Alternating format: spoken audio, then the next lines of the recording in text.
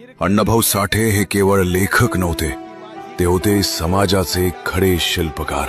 त्यांनी आपल्या लेखणीचा उपयोग मनोरंजनासाठी नाही तर परिवर्तनासाठी केला.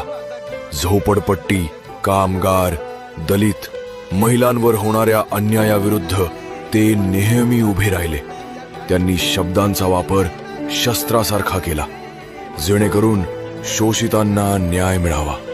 त्यांनी साम्यवादाचा स्वीकार केला आणि कामगार संघटनांमध्ये सक्रिय सहभाग घेतला.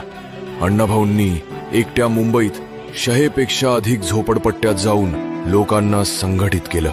शोषितांना संघटित करा, शिक्षित करा आणि लढा, हा त्यांचा संदेश होता.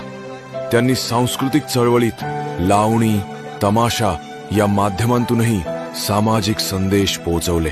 त्यांच्या कथा आणि गाणी ही फक्त कलेसाठी नव्हती, ती क्रांतीसाठी होती.